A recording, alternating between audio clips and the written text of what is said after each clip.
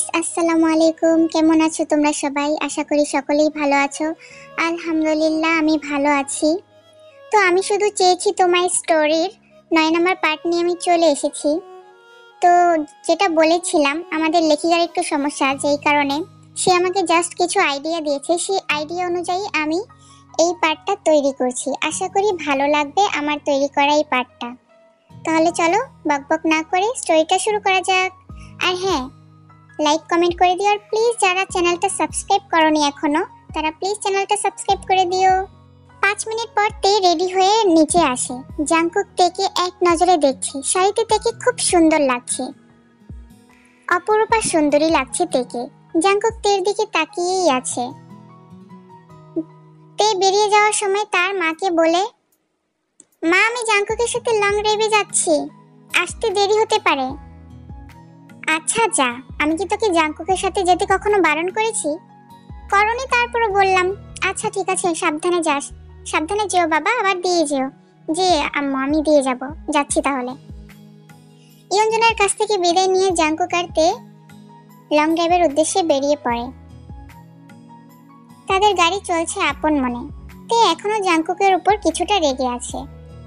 কি ব্যাপার, কথা কেন বলছো না? কি কথা বলবো? তুমি শপিং এ না গিয়ে তুমি লিসাকে সময় দিচ্ছ বসে বসে। আরে বুঝতে কেন পারছো না? ও হচ্ছে আমার সহকারী, আর ও যেহেতু আমার চেম্বারের পাশেই, ওর মানে ওই হসপিটালেরই তো ও একজন ডক্টর হয়ে এসেছে। এখন আমিও ওখানকার ডক্টর হিসেবে এখন যদি আমি তার সাথে সম্পর্ক ভালো করে না রাখি, তাহলে বাকিরা কি বলবে? হ্যাঁ বুঝতে পারছি তো। এরকম করতে করতে কবে যেন লিসার মনে আবার পুরনো প্রেম জেগে ওঠে। এসব কিছুই হবে না, তুমি তো জানো আমি তোমাকে ভালোবাসি। হ্যাঁ হ্যাঁ, সেজন্যই তোমার কোনো খোঁজ খবরই রাখো না, শয়তান একটা। আচ্ছা ঠিক আছে বাবা, সরি, আর কখনো হবে না। তাদের গাড়ি চলতে চলতে হঠাৎ করে তাদের গাড়িটা থেমে গেল। এ কি, কি হলো? বুঝতে পারছি না। স্টার্ট দিচ্ছে না। স্টার্ট দিচ্ছে না মানে কি বলছো? নেমে দেখো তো কি হয়েছে। শিট, কি হয়েছে? ইঞ্জিন বন্ধ হয়ে গেছে, এখন এটা তো আমি চালু করতে পারবো না।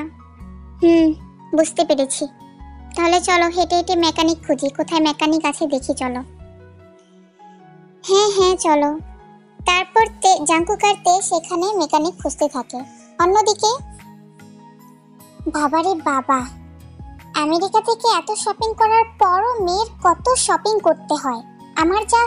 আমি একদম হয়রান হয়ে গিয়েছি। আহা মম, এভাবে কেন বলছো? আমি তোমার একমাত্র মেয়ে। আমাকে দেবেন তো কাকে দেবে? হ্যাঁ হ্যাঁ বুঝতে পেরেছি। আহা জিমিন, তুই না এত ঝগড়া করিস, তুই চুপ থাক। তোর বিয়েতে কি করিস দেখবো নে। আমার বিয়ের শপিং তো আমি তোর মতো আমেরিকা থেকে করে আসিনি, তাই আমি অনেক শপিং করব। কি বলো হবি, শপিং করে দেবে না? হ্যাঁ অবশ্যই, আমি তো তোমাকে শপিং করে দেব। এসেছে বিয়ের পর, তারপর জামাইয়ের টাকায় শপিং করিস। এখন বাবা মা যা দিচ্ছে দে। আরে জিমিন, তুই এরকম হিংসুকলা কথা কেন বলিস? তারপর ওরা এগুলো নিয়ে হাসাহাসি করতে থাকে। অন্যদিকে রাত হয়ে গেছে, তারা কোনো মেকানিক খুঁজে পায়নি। তারপর জাংকুক আর তে আবার গাড়িতে এসে বসে পড়ে। উফ জাংকুক, আমার খুব খিদে পেয়েছে। এত রাত হয়ে গেছে, গাড়িটাও স্টার্ট দিল না, কোনো মেকানিক খুঁজে পাওয়া গেল না, এখন কি করব? আহা জান, চিন্তা করো না, আমি আছি তো। তুমি আছো মানে তোমাকে খাবো আমি? আচ্ছা, আমি দেখছি। তারপর জাংকুক গাড়ির ডিকি থেকে খাবার বের করার পর তারা দুজন খেয়ে সেখানেই ঘুমিয়ে পড়ে। এদিকে বাড়িতে অনেক রাত হয়ে যাওয়ায় ইয়ঞ্জন খুব টেনশন করছিল তের জন্য। শুনছো, মেয়েটার ফোনে কল করছি কিন্তু কলটা যাচ্ছেই না। কি হলো বলো তো, এখনো আসলো না মেয়েটা। আরে জাংকুকের সাথেই তো আছে। হ্যাঁ আছে মানলাম, জাংকুকের সাথে আছে, ভালো কথা। তো এত রাত হয়ে গেছে এখনো বাড়িতে আসছে না। আহা তুমি এত টেনশন করো না তো। না টেনশন করব না। আচ্ছা তুমি কি বলো তো একটু। আচ্ছা ঠিক আছে, আমি ওদের বাড়িতে কল করছি। এরপর সবিন জাংকুকদের বাড়িতে কল করে জিজ্ঞাসা করে। জিনও একই কথাই বলে, জাংকুকের ফোনে কল যাচ্ছে না। কোনো খোঁজ খবর নেই। সমস্যা হয়েছে যে কারণে আসেনি, কাল সকালে এসে যাবে, টেনশন করো না। জাঙ্কু কতটা খারাপ ছিল না। আমি জানি, তাই তো ওর সাথেই যেতে দিয়েছি। আচ্ছা, এবার ঘুমিয়ে পড়ো খাওয়া দাওয়া করে।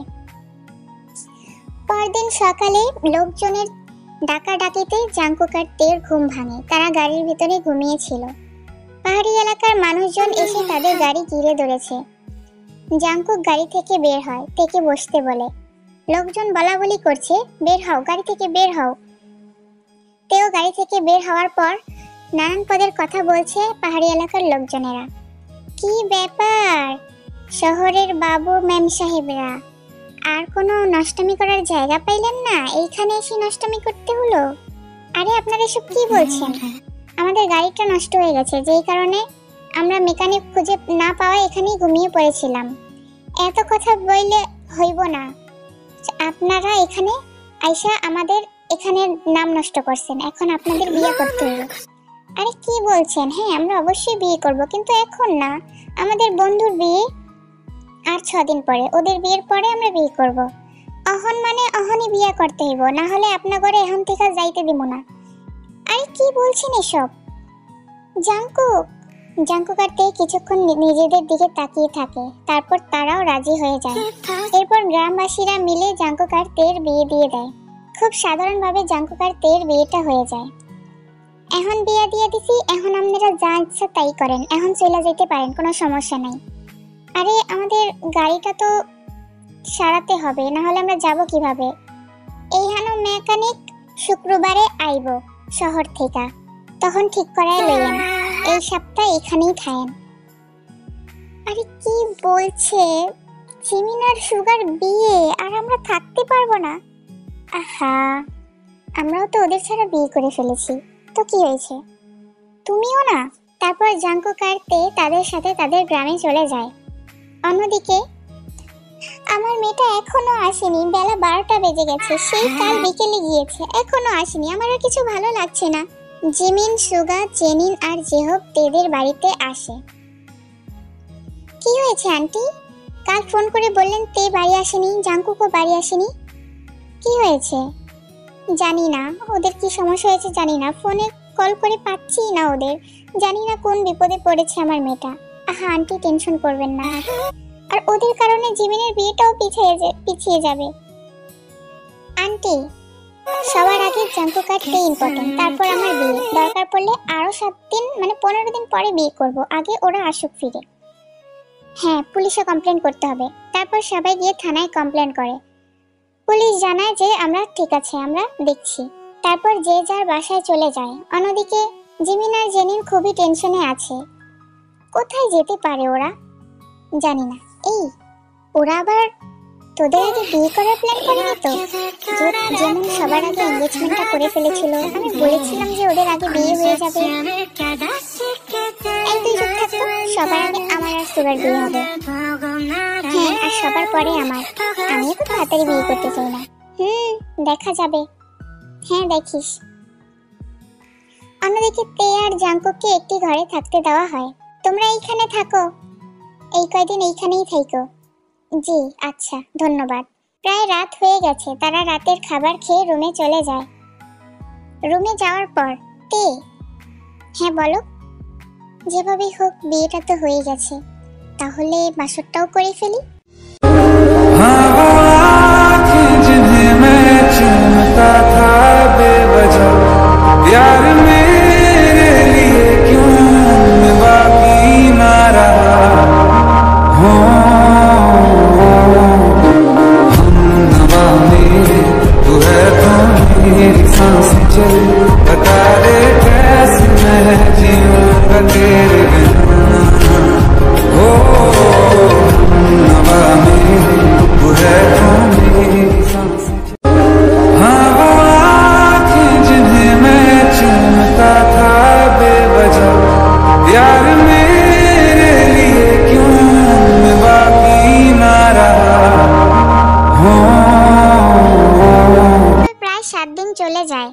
জাঙ্কুক আর তে 7 দিন পর গ্রামে মেকানিক আসার পর তাদের গাড়িটা ঠিক করে তারপরে বাসায় ফিরে আসে। তারা বাসায় ফিরে আসার খবর পেয়ে তার সব বন্ধু বান্ধবরা সেখানে চলে আসে, সাথে জাংকুকের বাবা মারা চলে আসে তেদের বাড়িতে। তেদের বাড়িতে আসার পর, তে কোথায় ছিলি তুই? হ্যাঁ, কত প্ল্যান ছিল জিমিনের বিয়ে নিয়ে, আর তুই গায়েব হয়ে গেলি। আরে দোস্ত, একটা সমস্যায় পড়েছিলাম। হ্যাঁ বুঝছি, কি সমস্যা? কি বুঝছিস? এই জানিস জেনিন কি গেস করেছে? কি গেস করেছে? তোরা আর জাংকুক হয়তো পালিয়ে বিয়ে করেছিস তোরা। কি? ঠিকই ধরেছিস। মানে পালিয়ে করিনি, কিন্তু ওইখানে যাওয়ার পর তারপর তে জেনিন আর জিমিনকে সব ঘটনা খুলে বলে। তের বাবা মারা এতে রাগ হয় না, কারণ তারা আগে থেকেই তাদের বিয়ে ঠিক করে রেখেছিল। তারা ঠিক করে তে আর জাংকুকের একটি রিসেপশন পার্টি দেবে। তো সেই কাজের জন্য সবাই সব গোছগাছ করতে থাকে। জিমিন আর সুগার বিয়ে আরো 7 দিন পরে ঠিক করা হয়েছে, যেহেতু তে আর জাংকুকও ছিল। এরপর তে আর জাংকুকের রিসেপশন পার্টি হয়ে যায়, আর তে জাংকুকদের বাড়িতেই থাকতে শুরু করে। দেখতে দেখতে প্রায় জিমিন সুগার গায়ে হলুদের দিন চলে আসে। জিমিনকে খুব সুন্দর করে সাজানো হয়েছে, জেনিন আর তেও কম সাজেনি। তাদেরকে দেখতে খুবই সুন্দর লাগছে, অপরূপ সুন্দরী লাগছে। আমাদের হিরোরা তো তাদের হিরোইনদের দেখে একদম থ মেরে দাঁড়িয়ে আছে। দোস্ত, তোর তো বিয়ে হয়ে গেল, সুগারও হয়ে যাবে, আমার যে কবে হবে? এই চুপ থাক, করিসনি কেন? আরে আমি তো করতেই চাই, কিন্তু এই জেনিনটাই রাজি হয় না। হ্যাঁ হ্যাঁ করিস, আমাদের পরে, তোরা হচ্ছিস সবার লাস্ট। সুগার জিমিনের গায়ে হলুদের ব্যবস্থা একসাথেই করা হয়, যেখানে সবার পরিবারের লোকজনই উপস্থিত থাকে। এরপর সুগার জিমিনের গায়ে হলুদের অনুষ্ঠান শুরু হয়। ওদিকে গায়ে হলুদের অনুষ্ঠান হচ্ছে, আর এদিকে জাংকুক তেকে টেনে নিয়ে আসে। কি হলো, টেনে নিয়ে আসলে কেন? আমাদের তো গায়ে হলুদ হলো না, চলো না আজকে আমরাও গায়ে হলুদ করি।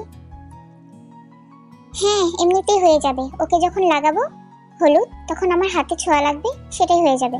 আরে এইভাবে কেন বলছো? চলো না আমরাও একটু ওদের মতো বসে বসে হলুদ লাগাই। আচ্ছা ঠিক আছে চলো। এরপর সুগা আর জিমিনের পাশে গিয়ে তে আর জাংকুক বসে পড়ে এবং নিজেরা নিজেদের হলুদ মাখামাখি করতে থাকে। ওইদিকে বেচারা জেহব দাঁড়িয়ে আছে, আর জেনিন ইউনজনের সাথে কথা বলছিল। জেহব বারবার জেনিনকে ইশারা দিয়ে ডাকছিল, কিন্তু জেনিন তা দেখছিলই না, সে কথায় ব্যস্ত। আন্টি আমার যে কি আনন্দ হচ্ছে, তেদের তো বিয়েটা হয়েই গেল, এখন জিমিনেরটা। উফ, আমি একা সিঙ্গেল আছি, আমার ভাবতেই খুব ভালো লাগছে। হ্যাঁ তোমাকেও কিছুদিন পরে বিয়ে দেওয়া হবে। বিয়েটা না না, আমি এত তাড়াতাড়ি বিয়ে করবো না, তাছাড়া কত কাজ, আর জেহবেরও তো ঠিক নেই কখন কোন মিশনে চলে যায়। আমি ওকে বলবো আগেও গভর্নমেন্ট থেকে ছুটি নেবে, তারপর আমাদের বিয়ে হবে। অনেক দিনের ছুটি নেবে, বিয়ে হানিমুন সব কিছু একসাথে। পাগলি মেয়ে কোথাকার। হ্যাঁ আন্টি। জেহব দাঁড়িয়ে ছিল, তখন সেখানে জেনিনের বাবা আসে। কি ব্যাপার, দাঁড়িয়ে আছো বাবাজি? আরে আঙ্কেল, আর আঙ্কেল বলতে হবে না, কিছুদিন পর তো আমার মেয়েটাকে নিয়েই যাবে। শ্বশুর মশাই আগে থেকেই বলা শুরু করো। বাবা কি যে বলছেন না। জিসু, জেনিনের মা জিসু আসে সেখানে। চলো ওরা ছোটরা আনন্দ করুক, আমরা বাড়ি চলে যাই। হ্যাঁ হ্যাঁ চলো। তারপর জেনিনের বাবা মা চলে যায়। জিমিন আর সুগার গায়ে হলুদও প্রায় শেষ, এখন হচ্ছে নাচের পালা। মনটা কিছু তোমায় বলতে চায়, বেশ আমার ভাবনাগুলো তোমায় ছুতে চায়। তো এভাবে আনন্দ করতে করতে জিমিন সুগার গায়ে হলুদটা কমপ্লিট হয়ে যায়। তো গাইস আজকে পার্টটা এখানেই শেষ করছি, খুব তাড়াতাড়ি পার্ট 10 নিয়ে চলে আসবো। ভালো লাগলে লাইক কমেন্ট করে দিও। Love you guys, bye by.